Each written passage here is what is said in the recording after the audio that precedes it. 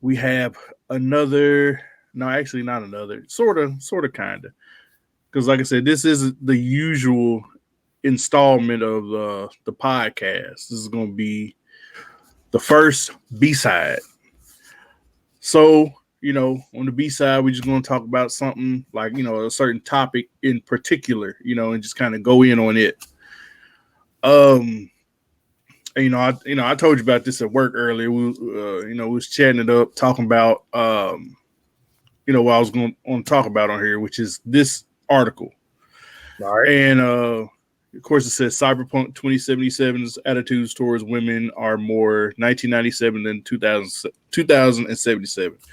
And to sum that up in a nutshell, like I said, because I'm not going to go scrolling through all of it, but basically, the writer or the journalist, whatever, is talking about how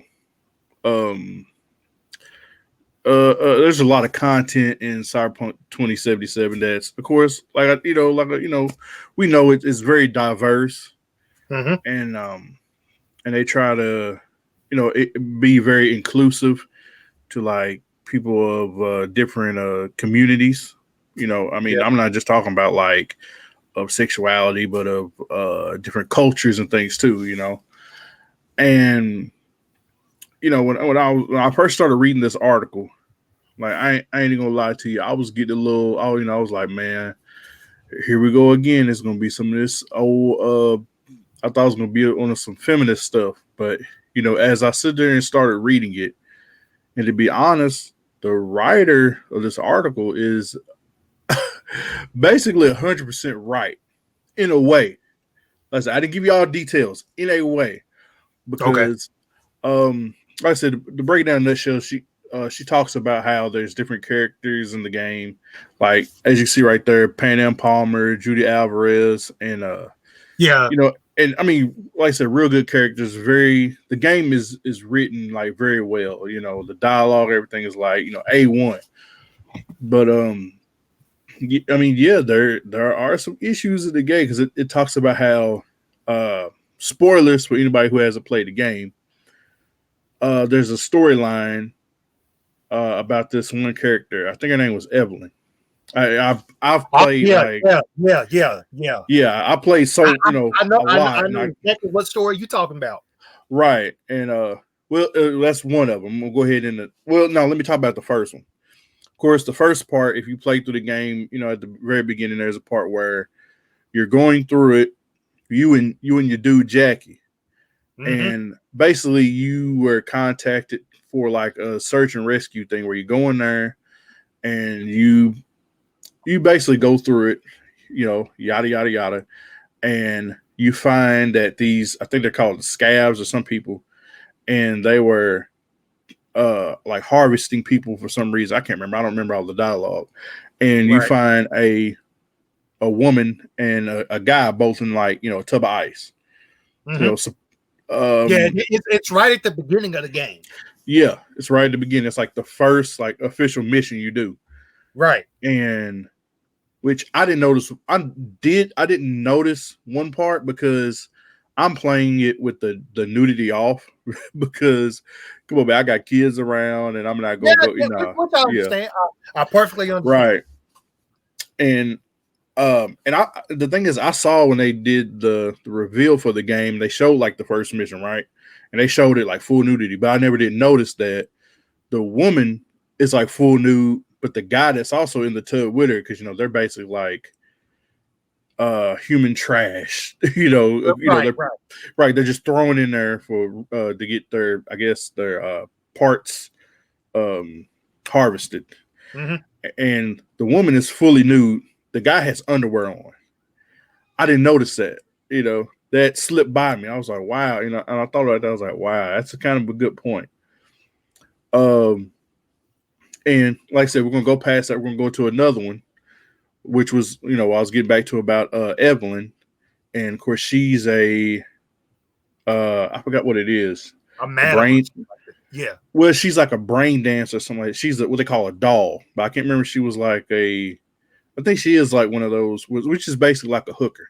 Yeah. And of course, there's a mission where you're doing her story, and it involves Judy Alvarez and all of them. And of course, you find out that basically Evelyn was like raped and mutilated and all this other stuff. Not necessarily mutilated, I guess, but it was a lot of bad stuff.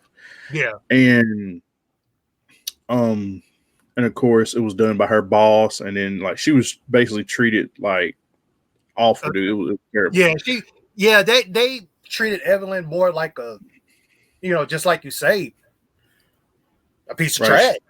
Yeah, and then after they got her boss got done with her, they sent her to this other place, and I guess she was done the same thing there, but she was still alive, Right. And you go and rescue her and all that through the storyline, and then you bring her back, and she ends up killing herself basically because trauma and all that stuff. Yeah. And I mean, and yeah, and as I was reading this article, and it was talking about here. Actually, I will have to bring up some of this stuff. Hold on.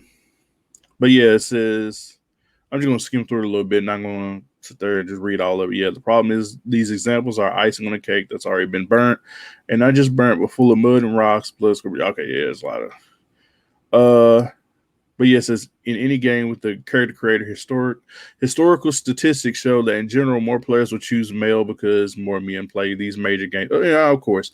I mean, there's at the moment, of course, there's more guys that's involved in gaming, which is starting to have more females in there now too. Yeah, it's becoming a thing now, which is good. I ain't gonna go into that whole topic, but more power to the female gamers, because I think right.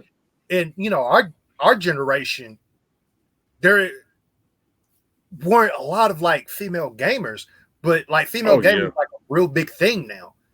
Right.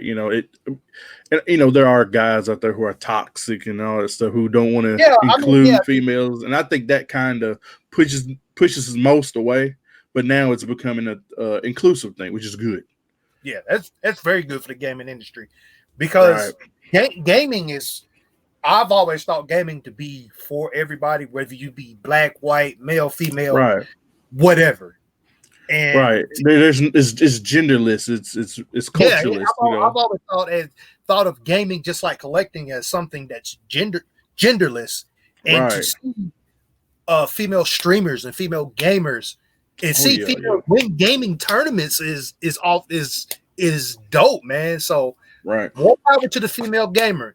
And I say this to any female that's watching this right now: just because you like video games, don't let someone make you feel bad because you a female and you like video games. If you are a female gamer, keep gaming.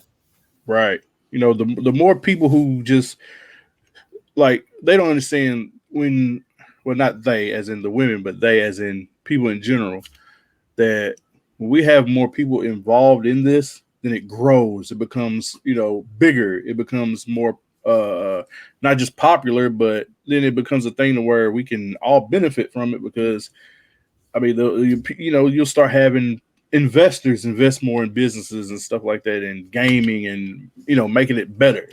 Right. That's just on the business side. But of course, obvious more than anything, men, women, whoever, should be, can be involved in gaming or whatever, it doesn't, it's not like I said, it's not gender specific. You can right. I feel you on that. I mean, gaming, like I said, should be inclusive to whoever. Right. And I know a lot of females, especially kind of like our generation of females right now, a lot of them are starting to get into gaming. But it's like when we were growing up, there weren't really a lot of female gamers that we knew of.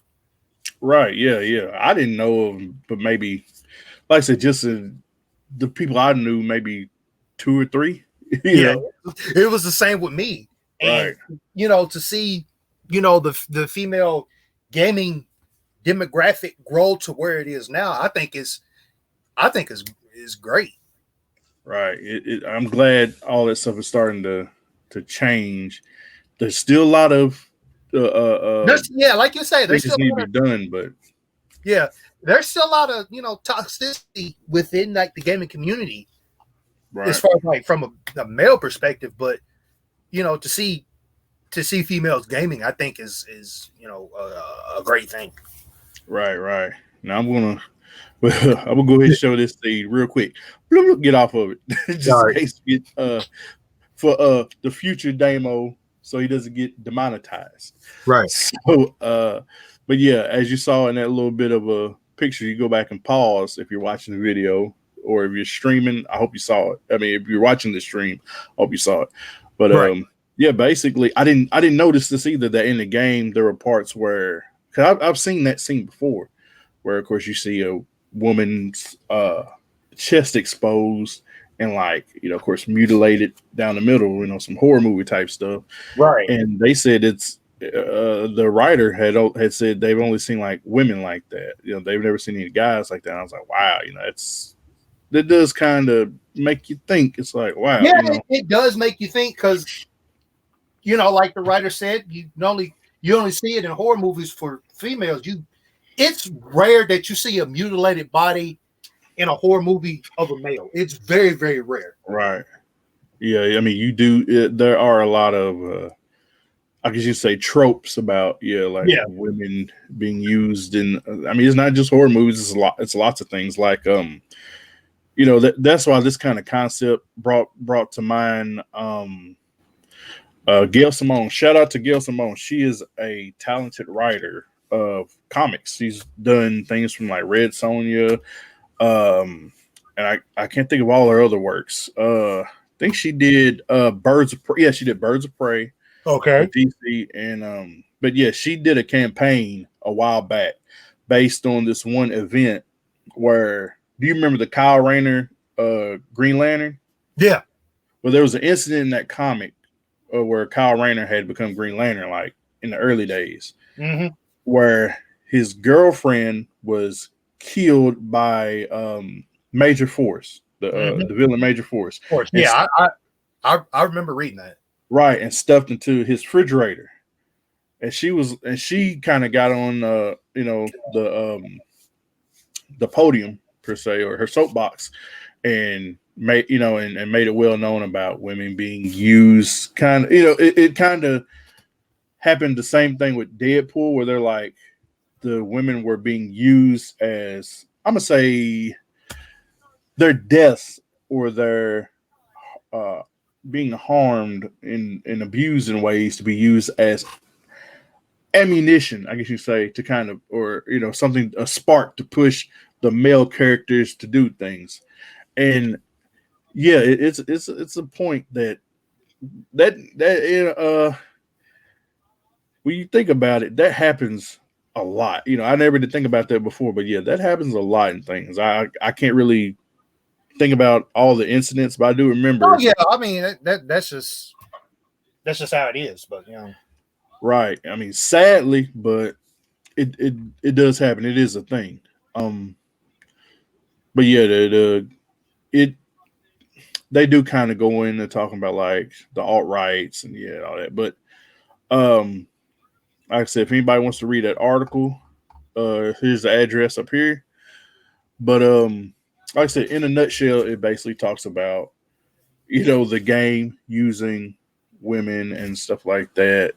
Kind of, it's not progressive toward women. Basically, what it's trying to say, without me jumbling over my words. But okay, now let's get to this point. Because here's the point I also wanted to bring up that I didn't tell you about.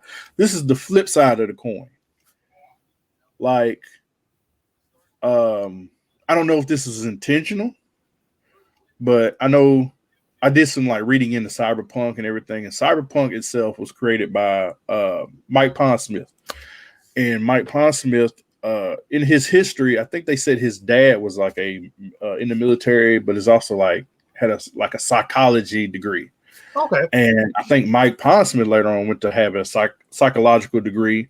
And with that, he added a lot of psychological things in the writing of the original Cyberpunk and things like that.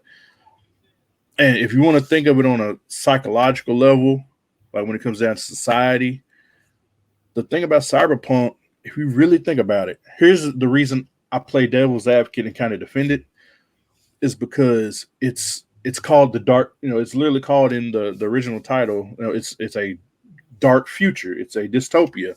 Right.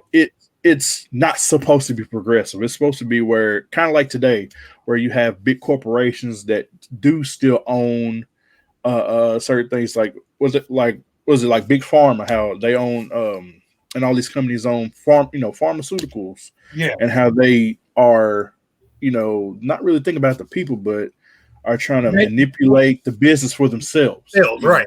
It's all right. It's all about capitalism. Yeah, it's all about the money. It's all about the money. Right. So when you think of it, when it comes to Cyberpunk, it's still kind of that same thing. It's kind of like they took that they took today's reality and just ran with it. Right. They took that and pushed deep into it. Yeah. So when you see those kind of tropes about, well, I can't say tropes because they're kind of true about these forms of progressiveness being pushed back. It's right there in the game. It's telling you that the society is doing some dark things, and it's multiplied. Once you play the game, you literally see like body harvesting. You see just people being kidnapped. It's all kind of stuff you see in the game that's just dark, shady stuff. And, police corruption and right. All the things that are really going on today. You see it in the game, and it's brought more to light, and it's a little bit it's darker, right, than what it is today. Absolutely, and that's why if that's the I'm not going to say necessarily the writer or developer, maybe developer, but if that's their intentions to do that, then that kind of leans on their creative freedom, and I can't be against that because it's like they're trying to show you that society in this game has went downhill. Yeah. So by seeing those things, women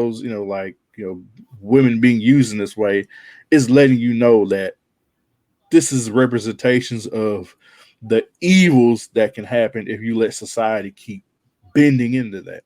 Mm-hmm. So that's why it's like, okay, they're giving you, all the negativity in a future that's imperfect. Well, far from perfect, period.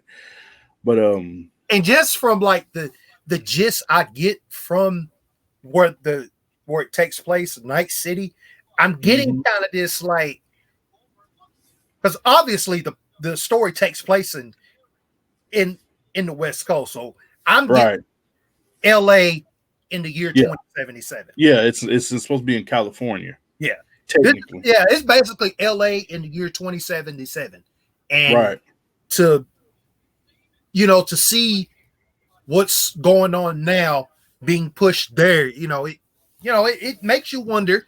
It makes you think. Right. And like I personally have never been to California or LA. I have. But I know people who have, like you, and I got family over there. So, and they tell me that, of course, I mean it's city life. So you're going to see, some good and some bad. And when the bad is bad, it's bad. It's like, it's gritty. It's that's why I think that's one of the things I really like about Cyberpunk.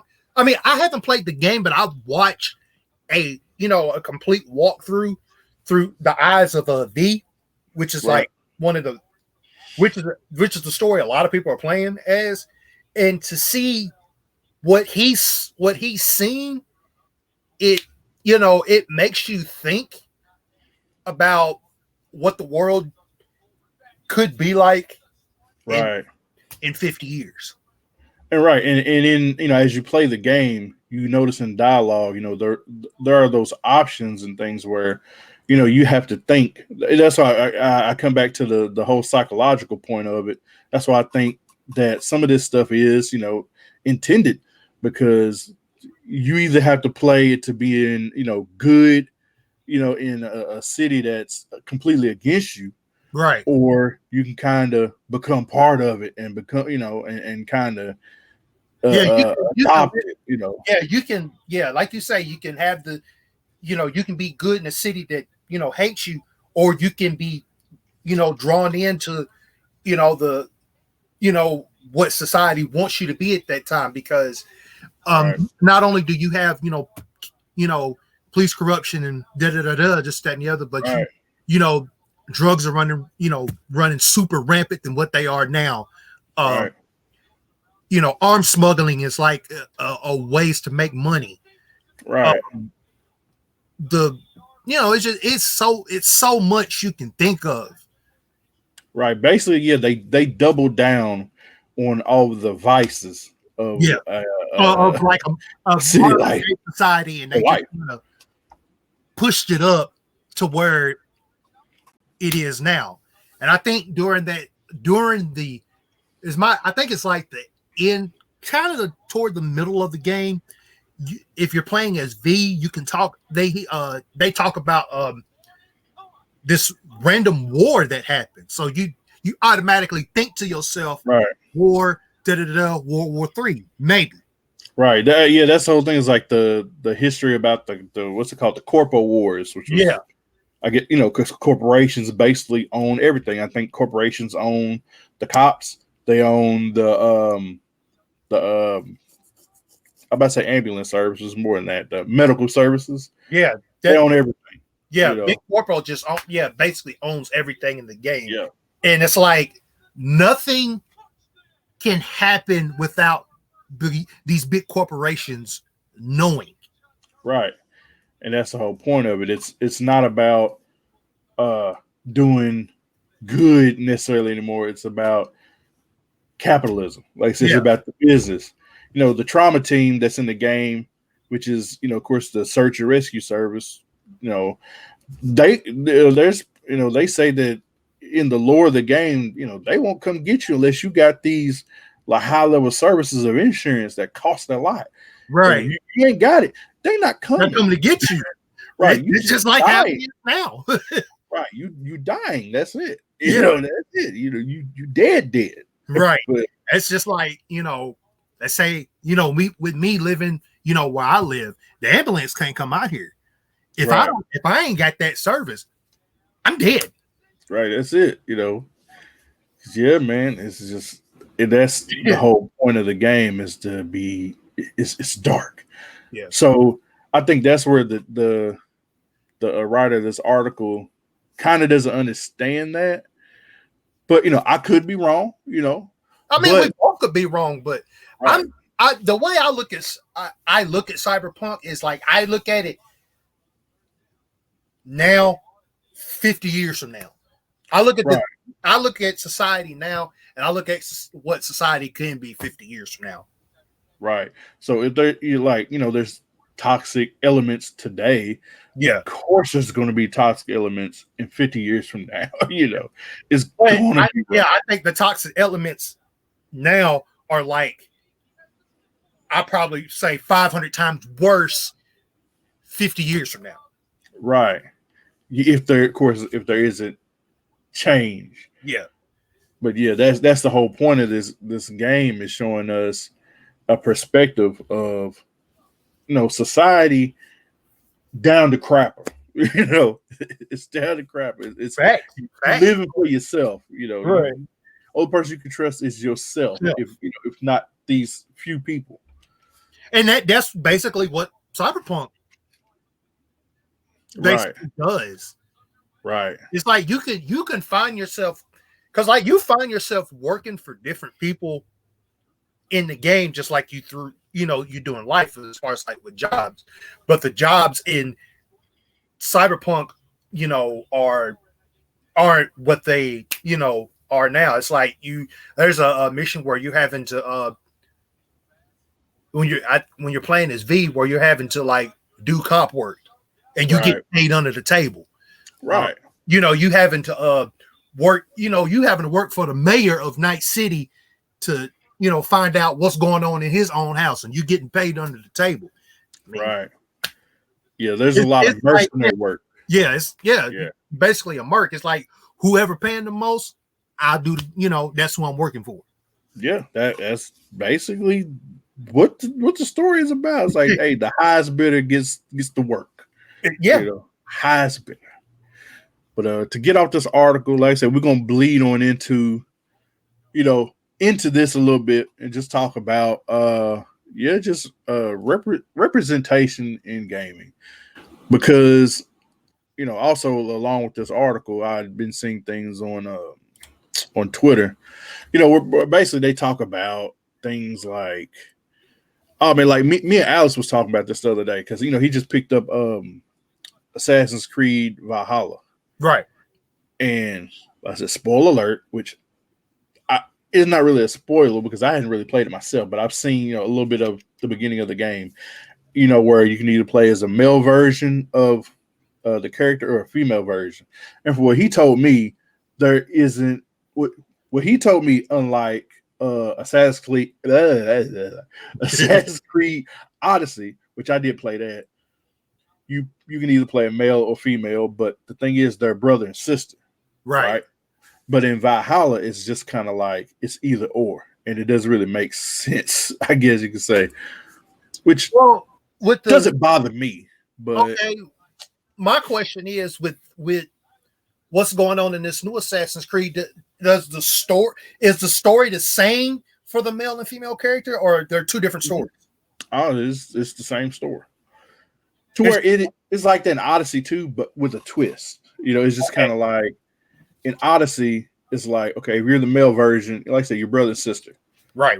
It's just like, okay, there's something that happens to one of you that causes the other one to become, the hero of the story. Right. And it just goes either or. It's like, okay, it can happen to the brother or it can happen to the sister. Okay. But it's still the same story overall, and they both play a part in it. It's just like reverse roles. That's all it is. Now, from what he told me from Valhalla, it's just like one or the other. Or, you can switch between, which, like I said, when it comes to representation in gaming, there's always been issues about, like I was telling, because there was a thing about Valhalla where they was talking about people were like, oh, why is there this woman Viking and all that? The women weren't doing stuff like that, which I don't personally know, because I don't know a whole lot about that culture. Right. But with that history. But it's kind of the same thing when they talked about, what was it?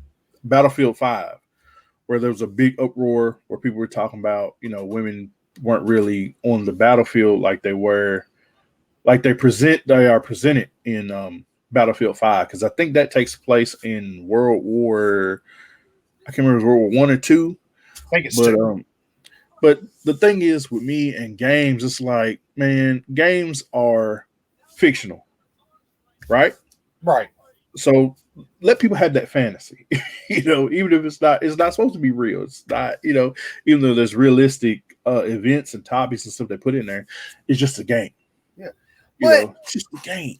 Yeah, but you also got to realize, if you go throughout the history of gaming, there really hasn't been like a lot of female lead characters in gaming. Oh, absolutely. Yeah, there's a whole lot more now than there used to be.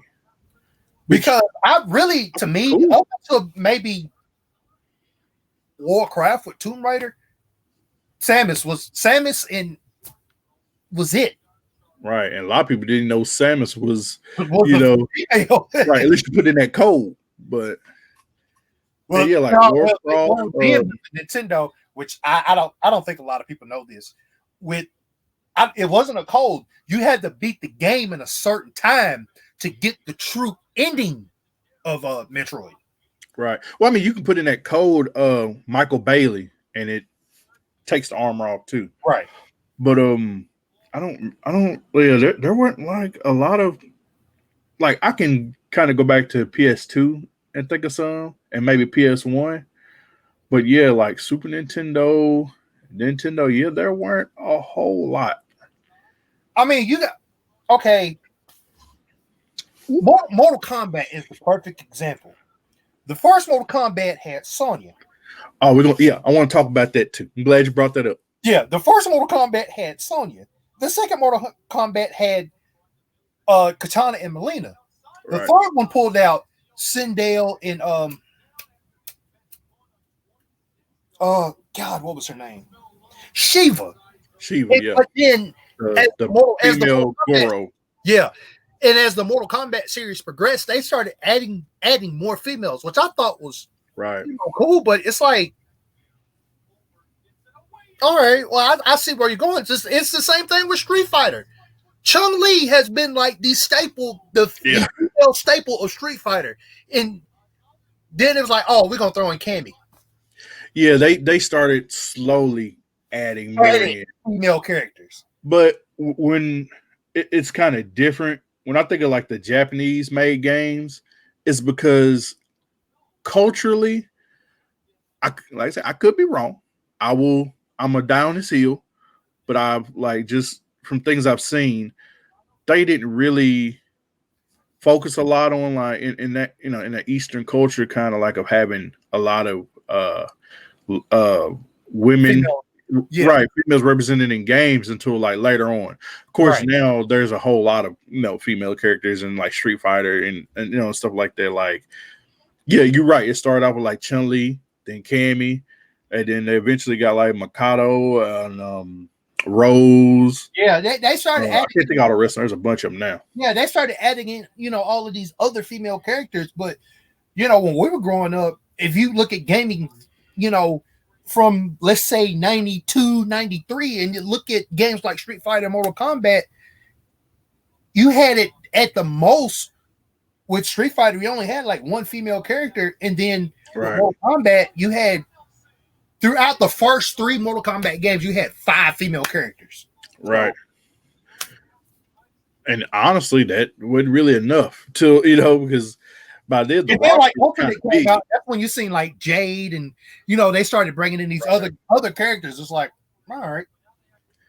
And that's why I'm glad you brought up Mortal Kombat, because I didn't think nothing about this until because I didn't notice it. I haven't played 11, but I've seen gameplay. I've seen like I said, run throughs of it, and I did not notice this until somebody brought this up.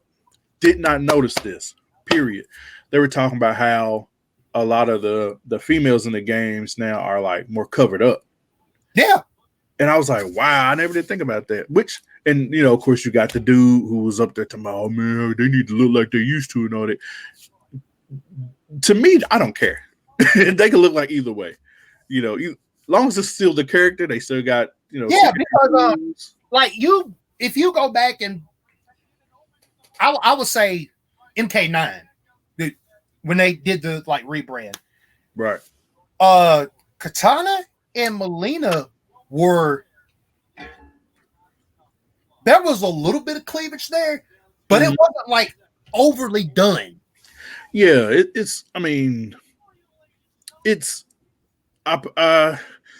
say it's even the way they did it was even better than how they do comics. In comics they had a lot of they had some stuff. They're better now, but I'm just saying, they were still. That's all you saw was really like cleavage, a little bit of leg. Females in fighting games, one franchise that goes over the top, Soul Calibur. Oh yeah, Soul Calibur. Yeah, we just gonna point right at Ivy. Yeah, they were one of the first games to even have like the they weren't the first, but they were one of the first that had like the breakaway clothing, and then they were the first one I noticed they had like I'm just gonna say jiggly parts. Yeah, I'm like, because the first time I ever played the game, I'm like, who is this chick with all? But like I said, that's something, of course, Japanese made games, Japanese culture, they have a lot of stuff like that, Which like I didn't understand it. Now I do, but it was just like when you're playing, a game like the first time and you are seeing the jiggles, you're like the jiggles. Yeah, I'm just gonna call it the jiggles. I'm sorry, I know that's immature, but I don't care. It's funny. The jiggles. When you see everything jiggling, you're like, got a case of the jiggles. You're like, wait, what? Yeah, man, it's like it's nuts, But of course, there's where a lot of it's changing, and it doesn't bother me. No, it doesn't bother me now. But like, I will say, legs. Do it her wigging out. Chill out, man. Chill out. Chill out. I will say the female representation in games has changed a whole lot. Oh from where it was. Right. And I mean, I understand there's I'll get something in a minute, dude. Go chill out. Go play on the Switch. But yeah, it's changing, and of course now they're starting to kind of course I know over here in like Western gaming, so I don't know about Eastern, but they're starting to like the women's bust size is as big as it used to be. They're starting to be more I want to say body positive. Is that the right word? Where they're starting to make people look a little bit more realistic. Mm-hmm. And that's cool. I mean, I mean, you don't have to, have stuff to cater to all the fanboys and stuff like that. I just want stuff to look somewhat genuine to what it originally was. Like I said, you don't have to have them looking, scantily clad type appearances and stuff like that. I mean, like, you want to do that stuff for like DLC, okay, that's fine. But like, as far as like, because I'm someone, when I buy a game, I don't do a lot of whole DLC stuff. But like when I'm playing like a normal game, it's like I really don't need it. Right. So I'm cool. Right. Like you can take all the flirtatious stuff, like, and put it in its own DLC pack, and then play the game. If that's how you prefer to play the game, okay, more power to you. Right. I mean, maybe I'm built different. But I prefer like the characters in games and stuff, like the women, to be more like real. I won't say realistic, but to have a little machismo themselves, be a little more hard and not just the bubbly schoolgirl type stuff. Nah, man, give me some fighters. That's why I like, as far as like with Mortal Kombat, that's why I can respect characters like Cassie Cage and Jackson's daughter. Yeah, they're like military, military ladies out there. Yeah, doing it, fighting. They not trying to look, all, perverse. Right. They're trying to, they're soldiers, and that's cool with me. I have no issue. Of course, I have no issue with that either. You got the nasties out there who are all about that, but they drew like their tongue hanging. I put it down. I paused the game. Those guys. Go somewhere. Yeah, man. If you just gotta look. You gotta turn the other cheek on them people, man. Because it didn't like a lot of female gamers wonder why male gamers the way they are. It's like, it's not the ones like me and you, is them. Right. Oh yeah. Them people still sit back in Stone Age. And you can't be like that, because like I always try to, when it comes to things like that, I always try to put myself in other people's shoes. Yeah. As best as I can. It's like, if I was a woman, I wouldn't want, you don't want to be oogle like that, you know what I'm saying? Yeah, it's like you don't want people to like go and God over you. You know what I'm saying? Right, because I don't think about it. But I remember it was a comedian or somebody. It was somebody that was talking about when certain women would, of course they don't do it a lot around here, but in like bigger cities they do like the cat calling and stuff. And women just walking home and they just getting harassed, and it's like it's a good point. Sometimes you just get tired of that crap, right? You would want to walk home. It's like, ooh. I mean, a dude is different, but you can put it like that. But when you get that, there's a lot the such thing as unwanted attention. Right, that's what that is. Yeah, and I think you really don't need it in video games. But these studios are like starting to get a little bit better. They're getting a lot better over sexualizing female characters in games. Right. A lot better. Bingo. Yeah. That's why we don't have, franchises like Dead or Alive Beach Volleyball anymore. Yeah, that. That's a whole thing. That's oh man, they know they wrong for that, dog. Yeah, they were wrong for that because, like, this is just for example.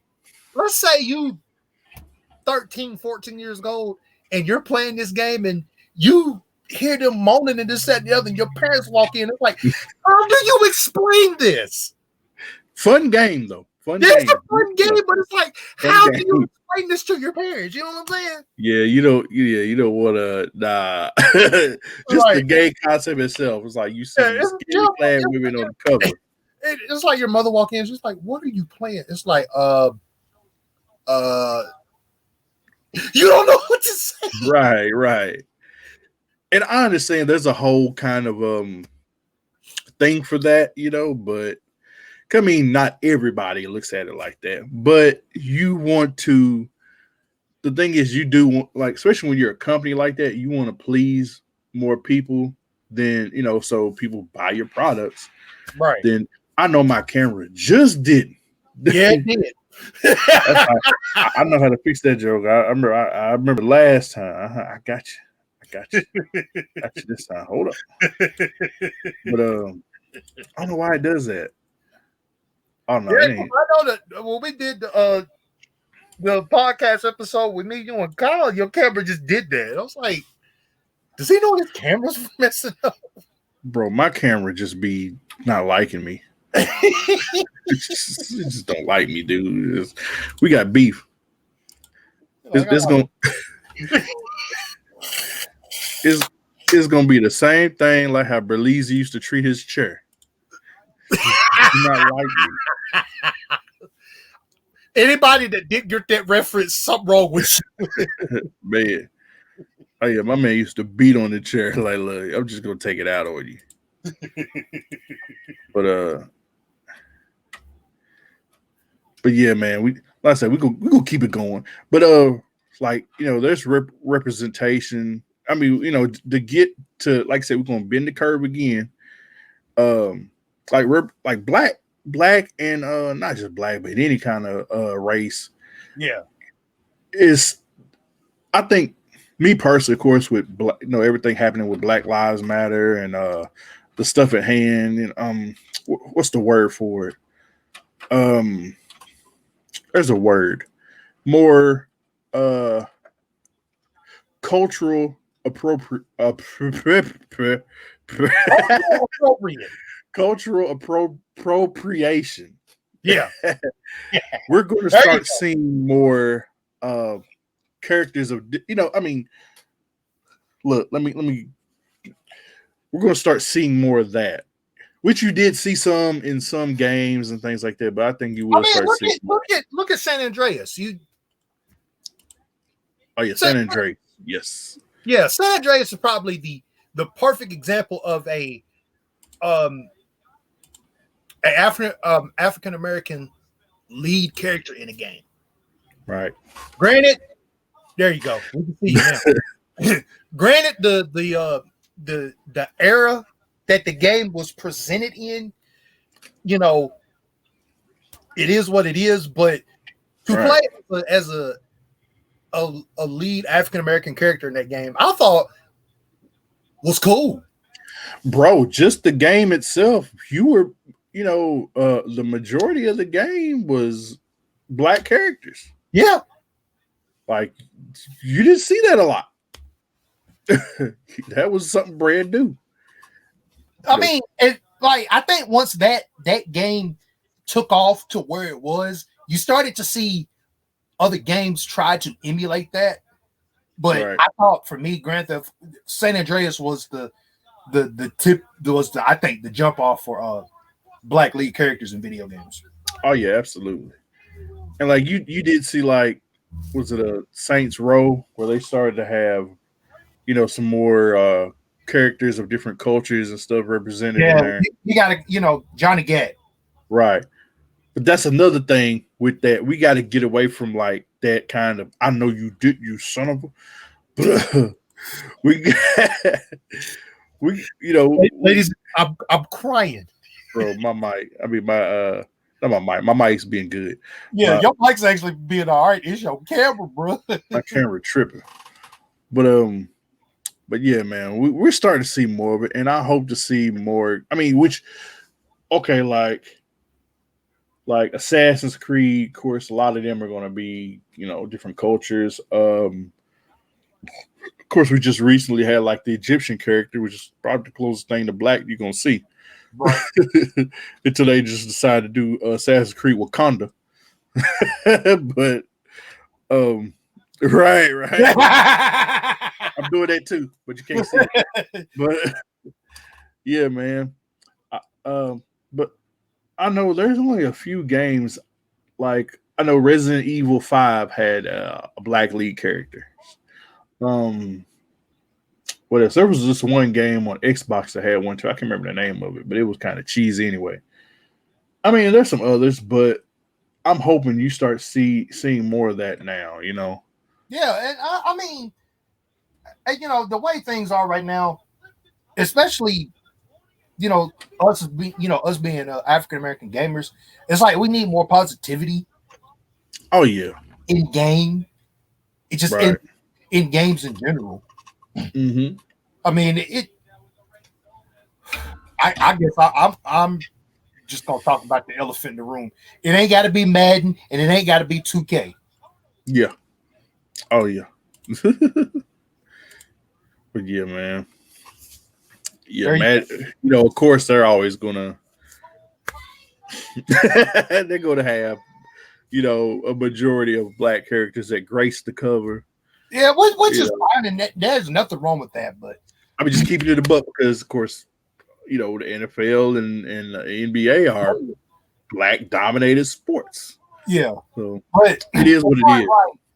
As far as like other games, we gotta have more representation, man. Yeah, and like I say, to me, San Andreas was like the perfect representation of an African American lead character in a video game.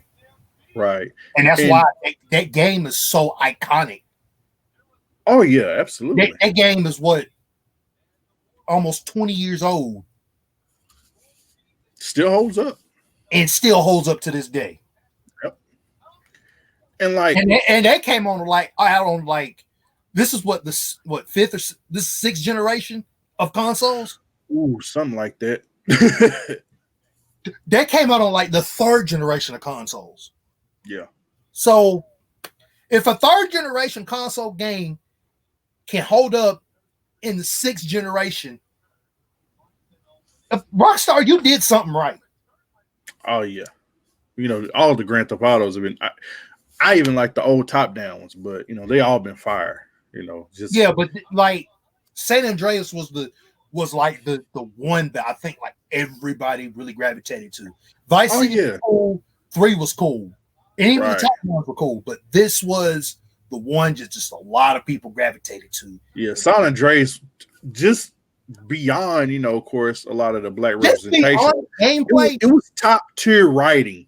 Yeah, top tier comedy. The writing, you can still repeat lines from that game today, and people know exactly what you're talking about. CJ, should you fall the train? Hey, yes. We get a number 9, a number 6 extra dip, a number 7, 2 number 45s, and a large soda. Everybody like to get high sometimes, CJ. I see you around. Man, bro. And really another thing with San Andreas, man, just the voice acting was so good in that game. Right. So good. Right. Oh man, dude. Amazing. If they could give an Oscar to video games, give one to San Andreas. Yeah. Oh yeah, they should. Yeah. Yes. I think it did get a lot of awards back in the day. A lot of awards, but you got to think, man. Samuel L. Jackson as Officer Tenpenny. Yeah. They did have some top tier actors in there doing some stuff. Then you got Faison Love, you got MC8 and the game. You had like I'm throwing my hands up. You can't see it, but I'm throwing my hands up. You had so many like different, so many different, people who were involved in that game just from the voiceover work. Whether you were an actor or a rapper, it was just kind of like, this is the dopest thing ever. Yeah. Oh yeah, dude. Foxy. Everybody like Foxy. you knew it was above average. Like when Dave Chappelle on the Dave Chappelle show had that line where he was doing the Tupac, it said like CJ from San Andreas. He was like, what? Yeah, run up on your block like CJ from San Andreas, which is a cold bar, by the way, but still. Cold bar. Cold. Wait a minute. Did he just say what I think he said? Bro. I was like, dude. There was a skit from season 1 that, did like a shout out to San Andreas. So it was like, that game has lived the test of time. Oh yeah, absolutely. Honestly, I don't think Rockstar can top that. 4 was good, 5 was good.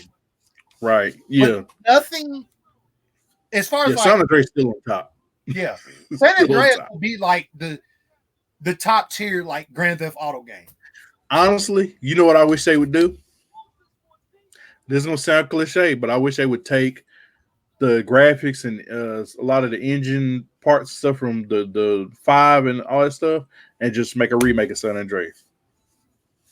Thanks. Make a remake. Make it beef up the graphics, make it look real shiny, and polish it up.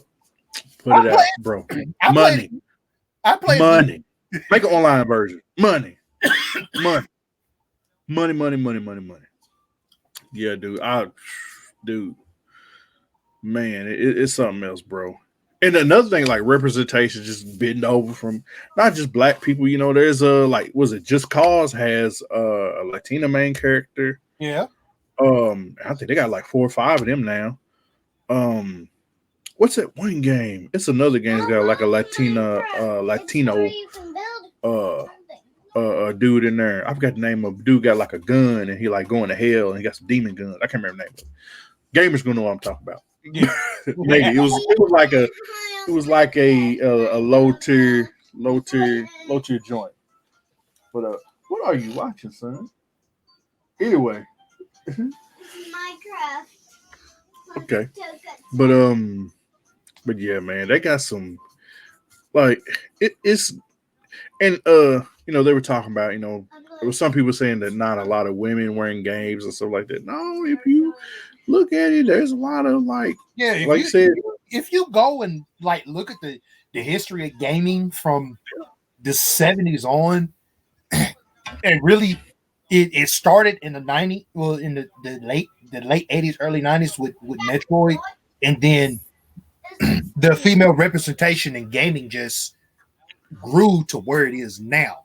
Granted, it had like bumps in the road, and there were some things that it was like, hey, wait a minute, y'all going too far. But the role of the female character in gaming has grew. Oh yeah, and I mean they're even at a lot of them like Horizon Zero Dawn. It's like a AAA game, with a female with female lead, right? And you have The Last of Us 2, which you had a female lead because the girl from the first one became the main character. Mm-hmm. Dang, there's some others I could think of, but of course. Oh, hold on, right quick before I ain't gonna show it, but we getting a 6-inch crane from Teenage Mutant Ninja Turtles. Wow, a 6-inch crane? Yeah. Turtles. The joke. That's kind of dope. I'll put a picture of it in the group chat, but yeah, that's what's up. That's what's up. Even though he's gonna be high. Entertainment Earth. Hard to get. Well, if you got an FYE in your area, it might be easy. True that.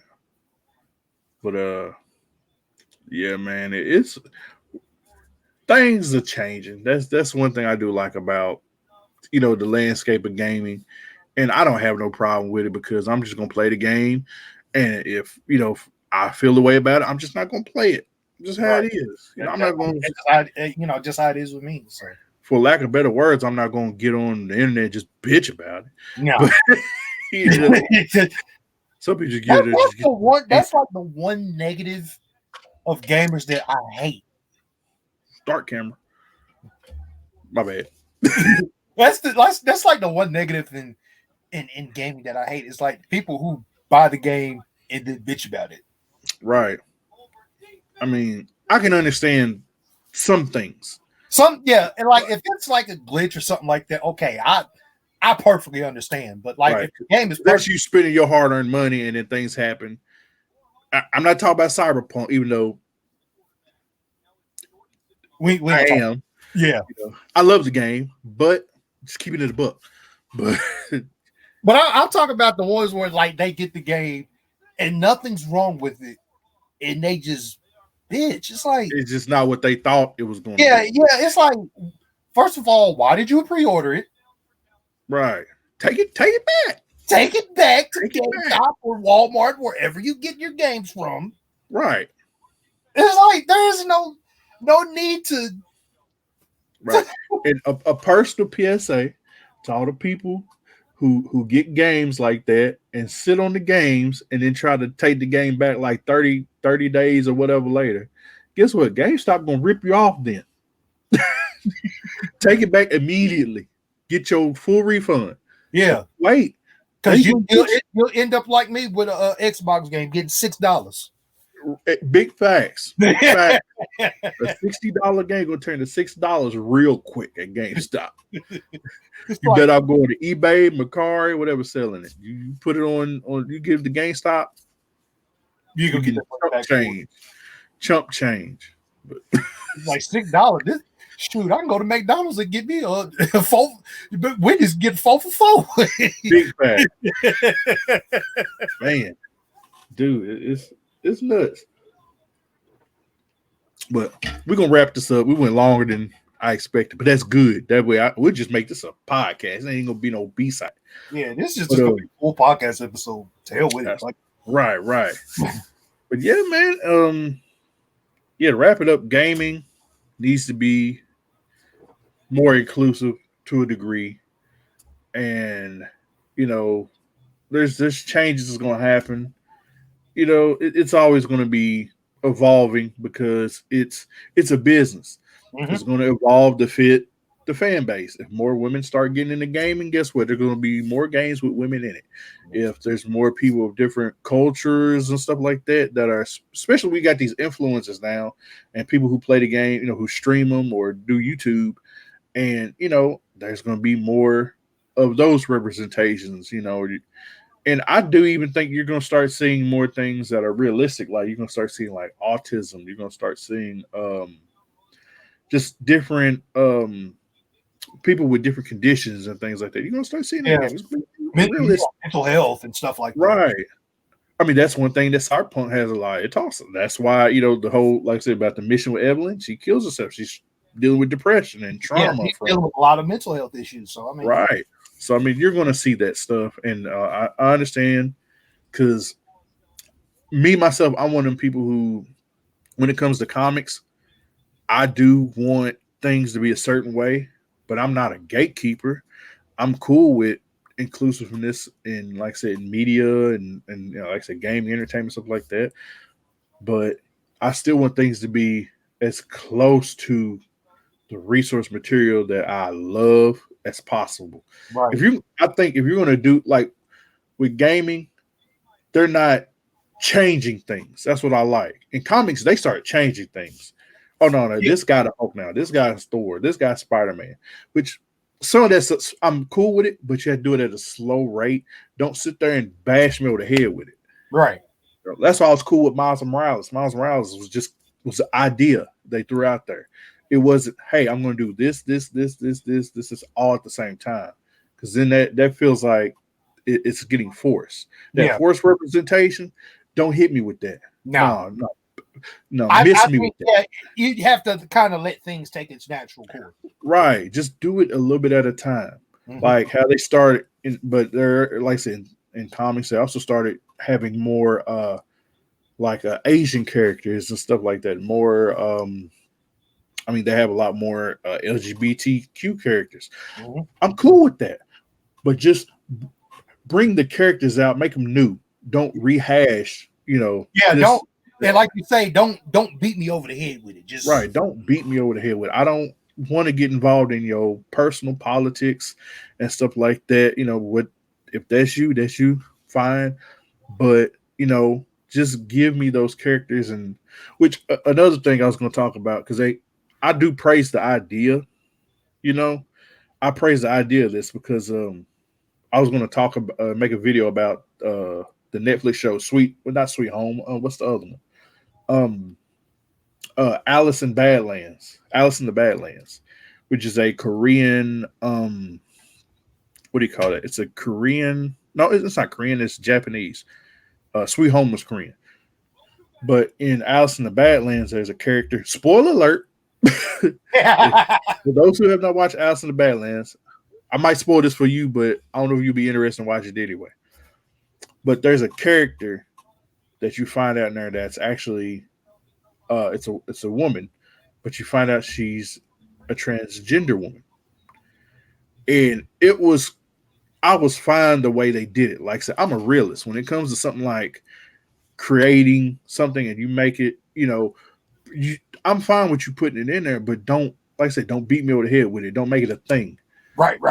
That's how they did good with it. They just put the character in there. They had a little backstory and they let it ride. That was it. Cool. And they got a lot of praise from that because apparently, I was scrolling online and on some comments stuff about it. I was looking at the fight scene they had with the transgender lady in there, and a lot of people had praised and said, yeah, that's the way you're supposed to do representation. And I was cool with that. I was like, yeah, don't make it a thing. Don't sit there and harp on it. Just make it like anything else. Like right. If you make any type of character, if you, I'm the same. Even with we're black, obviously, we're black. So with black characters, don't sit there and have us eating chicken and watermelon or whatever. You know what I'm saying? Right. Just include us. Yeah, don't. Because it's like with movies, when you see that, it's like, really?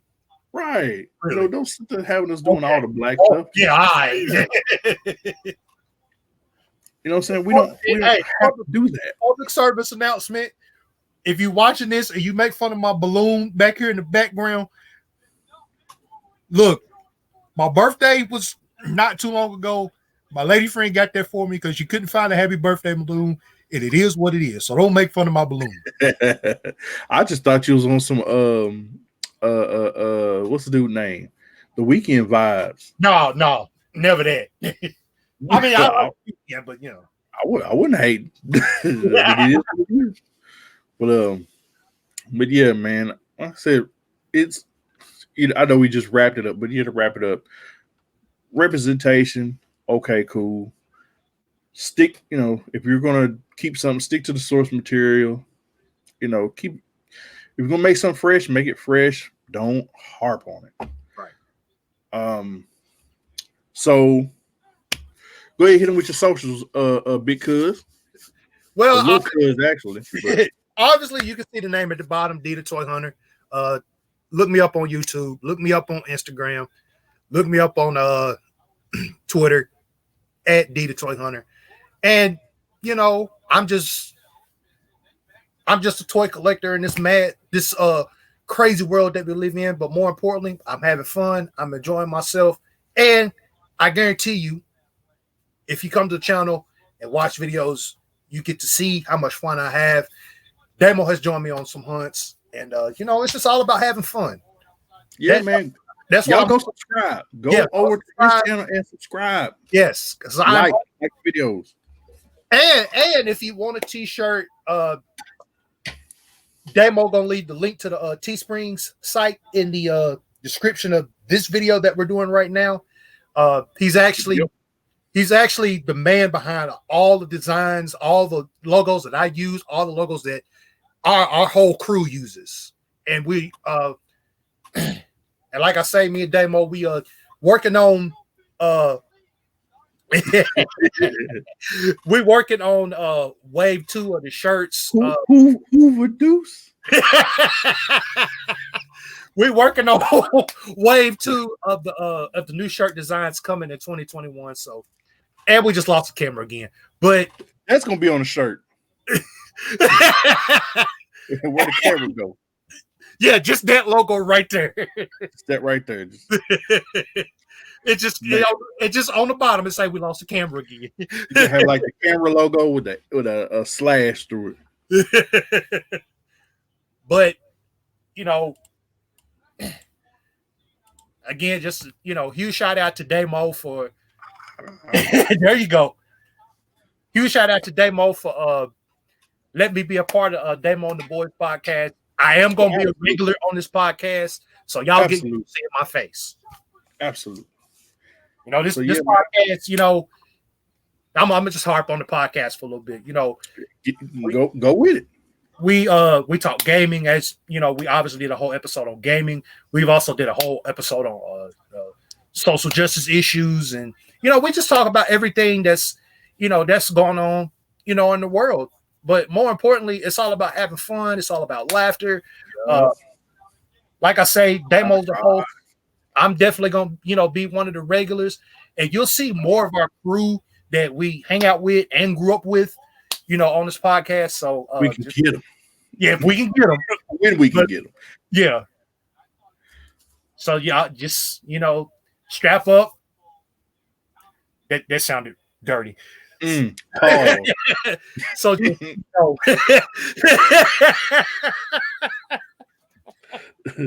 Paul. P-A-U-S-E. Pause. So just get ready for some fun, some laughter, and like I say, you come on over to my channel. Not only are you gonna see some dope toy hunts, you're gonna vibe to some really good music. Yeah, that's just what it is out, man. These are the Budget Club OGs right here. So overdose, overdose. Oh, there you go. Budget Club.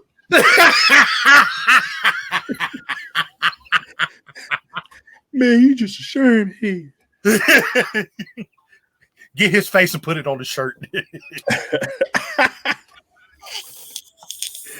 Oh man. Yep. That's what's up. But yeah, we gonna get up out of here, and my camera here got me up out of here. So I said, get up out of here. We're gonna get up out of here. It just cut. Click. Said bye. Hey, it really. I got you. Yeah, okay, there he is. But yeah, man, we're gonna be up out of here.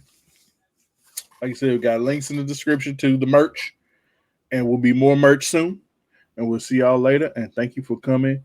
God bless and good whatever you're doing out there in the world. Hope it's a good thing. Stay safe. Right, stay safe. Wear your mask, man. Please wear your mask. Come on, man. So we can get over this stuff and we can start. Yes. We can start living life again. Wear your mask. I know some of y'all don't like wearing masks. Okay. We definitely don't like wearing it because when we work, we got to wear one 8 hours a day. Right. I don't think nobody likes wearing them, but nobody likes to get sick like that. And, and nobody wants to stay in the house. So please, let's just get this mess over with. I just staying in the house. Ain't nowhere to go. Exactly. You go out the house, you're gonna be outside like, bruh. There's fresh air, which is fine, but still, people who like to go places and stuff, man, we got to get back to normal. Yeah, we got to normal as we can get normal. So yeah, so we begging y'all, man, please wear your mask when you're out. That way we can get through this stuff, and let's and more importantly, remember to be blessed and be good to your fellow man. Amen. And we'll see y'all on the next podcast. Yep.